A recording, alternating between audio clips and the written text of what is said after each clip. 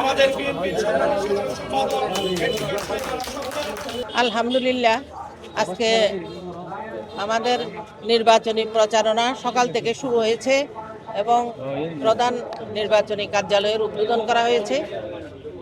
ইনশাআল্লাহ এখান থেকে আমাদের সমস্ত প্রোগ্রামগুলো পরিচালিত হবে।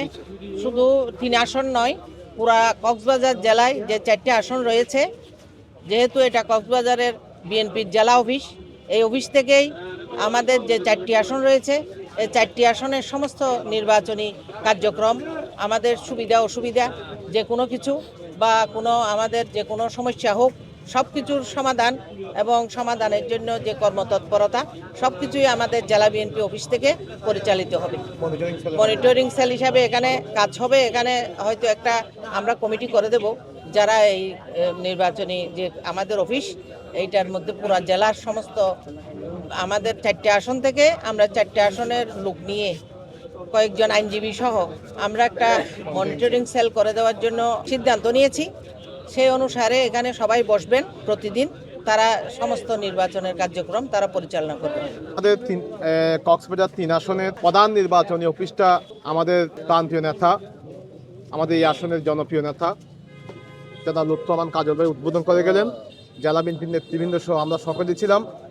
পাশাপাশি এখানে একটা কক্সবাজার জেলা বিএনপির নেতৃত্বে কক্সবাজার 4টি আসনের জন্য একটি মনিটরিং সেল থাকবে, যেখানে সিনিয়র নেতৃবৃন্দ, আইনজীবী সহ সকলেই থাকবে। তাদের সমন্বয়ে 4টি আসনে আমাদের মনিটরিং সেল করা হবে। একইভাবে 3 আসনের প্রধান নির্বাচনী কার্যালয়ের পাশাপাশি জেলা বিএনপির কার্যালয়টি মনিটরিং সেল হবে।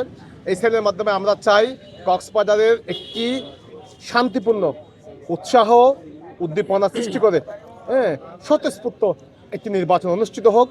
যে মানুষ 17 বছর তার কাঙ্ক্ষিত ভোটাধিকার প্রয়োগ করতে পারে নাই, তার রাষ্ট্রের মালিকানায় সে শরিক হতে পারে নাই, আমরা চাই আগামী 12 ফেব্রুয়ারি এদেশের জনগণ স্বতঃস্ফূর্তভাবে নিজের ভোট নিজেই যেই প্রতীকে ভালোবাসে সেই প্রতীকে দিক।